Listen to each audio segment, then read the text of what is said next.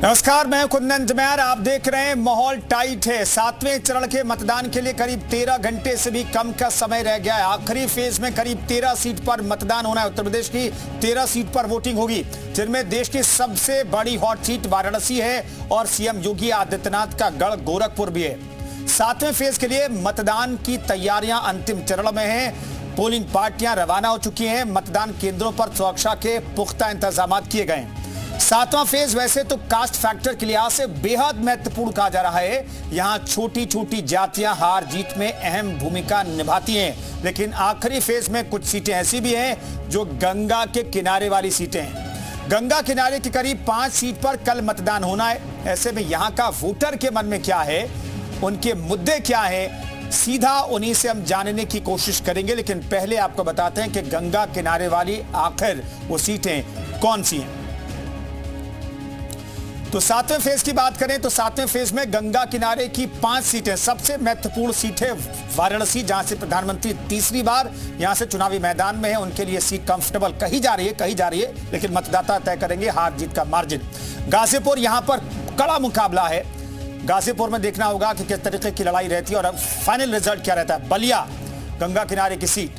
मिर्जापुर, जहां से अपना दल एस और केंद्रीय मंत्री अनुप्रिया पटेल यहां से चुनकर के आती हैं। चंदौली, महेंद्रनाथ पांडे यहां से सांसद हैं और केंद्रीय मंत्री भी हैं। ये वो 5 सीट है जहां पर कड़ा मुकाबला देखने को मिल सकता है। लेकिन इन सब के बीच जनता क्या सोचती है, ये जानना बेहद जरूरी है। 2019 में इन सीटों पर क्या नतीजे रहे, आपको बताते हैं। बनारस, प्रधानमंत्री नरेंद्र मोदी दूसरी बार यहां से जीत करके आए। गाजीपुर में बीएसपी की जीत हुई। अफजल अंसारी यहां से चुनाव जीते, अब समाजवादी पार्टी के टिकट पर चुनावी मैदान में है। बलिया में बीजेपी की जीत हुई और एक बार फिर से कमल खिलाने की यहां पर बीजेपी की तैयारी, लेकिन क्या कामयाबी मिलेगी। मिर्जापुर, अपना दल है, अनुप्रिया पटेल यहां से लड़ी और जीती, केंद्रीय मंत्री हैं। चंदौली, महेंद्रनाथ पांडे यहां से जीते और केंद्रीय मंत्री हैं। एक बार फिर से उन्हीं पर भरोसा बीजेपी ने जताया है। बनारस और ये तमाम सीटों का जिक्र हम आपको दिखा रहे हैं और ये 5 तस्वीरें हम आपको दिखा रहे हैं। अलग अलग लोकसभा क्षेत्रों में किस तरीके से तैयारियां की गई है, कर्मचारी किस तरीके से चुनावी ड्यूटी के लिए रवाना हुए हैं, उससे जुड़ी हुई तस्वीरें भी हम आपको दिखा रहे हैं। ये वो 5 लोकसभा क्षेत्र जो गंगा किनारे आते हैं, जहां पर चुनाव की तैयारियां पूरी कर ली गई हैं। तो पोलिंग पार्टियों की रवानगी की तस्वीरें हम आपको दिखा रहे हैं। गाजीपुर आप देख सकते हैं, चंदौली, महाराजगंज, यहां से भी केंद्रीय मंत्री हैं पंकज चौधरी। उनकी किस्मत का फैसला यहां पर जनता करेगी। गोरखपुर से सटी हुई सीट। तो तमाम सहयोगी हमारे साथ मौजूद है और जनता भी उनके साथ मौजूद है। जनता क्या सोच रही है, जनता के मुद्दे क्या, ये हम जानने की कोशिश करेंगे। मयूर शुक्ला हमारे साथ गोरखपुर से जुड़ रहे हैं। विशाल रघुवंशी हमारे साथ गाजीपुर से मौजूद हैं। राजेश मिश्रा मिर्जापुर से मौजूद हैं। दिनेश मिश्रा हमारे साथ वाराणसी से मौजूद हैं। लेकिन सबसे पहले हम रुख करेंगे विशाल का ही, क्योंकि गाजीपुर की लड़ाई जो है वो दिलचस्प और कांटे की कही जा रही है। बाकी सीटों पर तो कहा जा रहा है कि कोई प्लस है कोई माइनस है। विशाल, वहां की जनता क्या कहती है, वहां के लोग क्या कहते हैं? क्या इस बार फाइट जो है बहुत टाइट है या फिर मुकाबला लोगों के नजरिए से एक तरफा हो सकता है? देखिए, बिल्कुल गाजीपुर की जो सीट है वो सबसे ज़्यादा हॉट भी है, क्योंकि यहाँ से अफजाल अंसारी वर्सेस पारसनाथ राय वर्सेस ठाकुर उमेश सिंह का जो है जो लड़ाई है वो दिखाई पड़ी। हालांकि लड़ाई में अगर हम बात करें तो सपा कांग्रेस गठबंधन और एनडीए की जो असली परीक्षा है वो भी इस सीट पर है। मैं आपको सबसे पहले तस्वीरें दिखा देता हूं कि मैं इस वक्त गाजीपुर के एक घाट पर मौजूद हूं और गंगा किनारे मौजूद हूं। और चूंकि देखिए ये वाला जो फेज है ये गंगा किनारे का फेज है, क्योंकि 2014 में जब आपने देखा होगा कि प्रधानमंत्री ने शुरुआत किया था तो यही कहा था कि मुझे माँ गंगा ने बुलाया है। ऐसे में सीधे सबसे पहले यहाँ पर गंगा किनारे रहने वाले लोग हैं, उनसे पूछते हैं, जो कल वोटर भी हैं। ये बताइए कि क्या माहौल लग रहा है आपको यहाँ पर? यहाँ पर तो जनता एकदम बदलाव है, बदलाव चाह रहे हैं। बदलाव, अफजाल अंसारी जीत रहे हैं। तो वो तो यहाँ से पहले भी जीते थे। नहीं, तो इस बार हवा बनाया गया था कि वो मने माफिया हैं, वो हम हार जाएंगे। ये जब कि जनता एकदम जागरूक हो गया है। इन 3 लाख वोट से अफजाल अंसारी जीतने जा रहे हैं। अच्छा, क्या नाम है आपका? मेरा नाम हर्षजीत सिंह है। ये बताइए कि क्या माहौल चल रहा है? माहौल बीजेपी के पक्ष में चल रहा है और अफजाल अंसारी जी जिस पिछली बार मुल्क बना के जीत गए थे, इस बार वो हारेंगे। और बसपा भी अलग लड़ रही है, तो उसका प्रभाव पड़ेगा ही। और भाजपा कम से कम 1 लाख वोट से जीतेगी यहाँ से। क्या लग रहा है, क्या माहौल चल रहा है?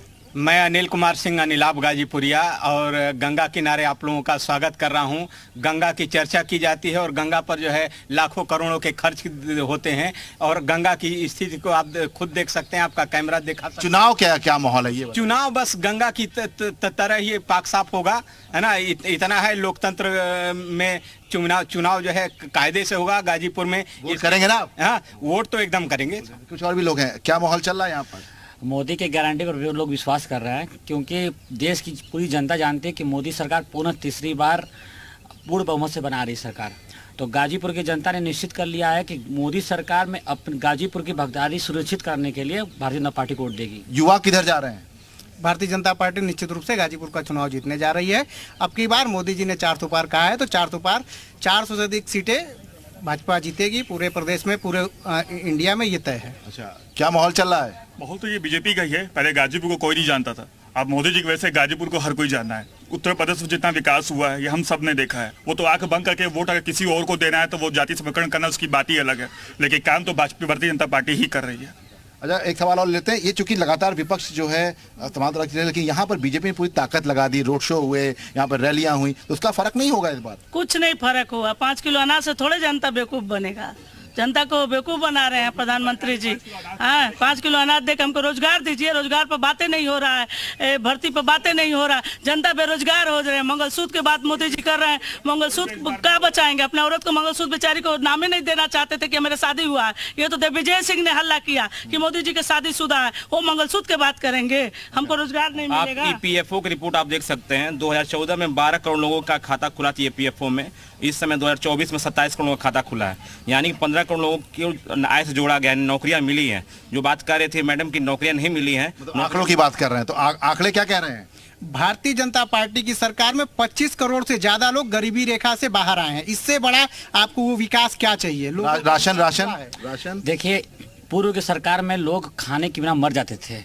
यह सरकार की यही उपलब्धि है। जो अनाज गोदाम में सड़ जाते थे वह अनाज गरीबों में वितरित किए जा रहे हैं। ये लोग जल रहे हैं, ऐसा बोल रहे हैं। अच्छा, ऐसा है क्या? राशन, आप लोग भी तो आटा वाला की बात कर रहे हैं। नहीं, आटा वाला बात कर रहे हैं, हम लोग जल नहीं रहे हैं। प्रधानमंत्री जी तो अनाज दे रहे हैं, लेकिन उसके साथ लड़के जो बेरोजगार है उसको दूर करिए, महंगाई पर बात करिए। सिलेंडर 400 का था, स्मृति ईरानी जी 400 के सिलेंडर पर धरना प्रदर्शन करती हैं। आज 1000-1200 का सिलेंडर हो गया। अब स्मृति ईरानी कहाँ है? 6 रुपए किलो चीनी देने की बात की थी अमेठी में। और चीनी कितनी महंगाई है, वहाँ भी 40 रुपया। अरे जाके अमेठी की जनता से पूछिए, क्या चीनी दे रही है 6 रुपए किलो? ये झूठा सरकार है, ऐसे सरकार को उखाड़ फेंकना इस बार। 2013 में आप मोबाइल में गोल कर देख सकते हैं कि सिलेंडर का दाम 1200 रुपए थे, इस समय 900 रुपए हैं। तो ये तो गलत बात कर रहे हैं कि सिलेंडर का दाम इस समय बढ़ा है, इसमें तो घटा ही है। और रही बात रोजगार की, गाजीपुर में इंडस्ट्रियल कॉरिडोर बन ही रहा है, योगी जी बनवा ही रहे हैं। गाजीपुर के युवाओं को रोजगार मिलेगा, किसानों को उसका लाभ मिलेगा। जी देखिए, ये तमाम जो जनता है ये, हाँ ठीक है, सिलेंडर 1200 रुपए का नहीं है, सिलेंडर 450-500 रुपए करीब पड़ता है। 900 रुपए का सिलेंडर है और 380 रुपए सब्सिडी आती है। इस बात को ये मैडम नहीं बता रही हैं। झूठ बोलने की एक सीमा होती है, इतना भी झूठ नहीं बोलना चाहिए। 60-70 रुपए सीडी आती है, जनता को चुतिया बनाया जाता है। चलिए, हाँ। अगर स्मृति ईरानी धरना प्रदर्शन करती तो ये लोग एसी के रूम में क्यों सो रहे हैं? ये भी धरना प्रदर्शन करें, लोकतंत्र में सबका अधिकार है। लेकिन ये जानते हैं, पहले जो है गैस सिलेंडर की लंबी लंबी लाइन लगानी पड़ती थी, अब गैस सिलेंडर घर पे डिलीवर हो रहा है। इनको क्या माहौल चल रहा है?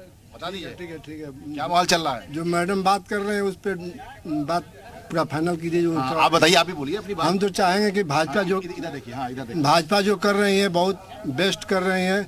गाजीपुर को आज पूरा दिल्ली में लोग जानते हैं। गाजीपुर से जो सुवलदेव जाती है और बॉम्बे के लिए भी ट्रेन जाती है। यही न्यायाधीश ने बोला था कि मैं जाकर बनारस के लिए, बॉम्बे के लिए ट्रेन पकड़ता था, दिल्ली के लिए बनारस से पकड़ता।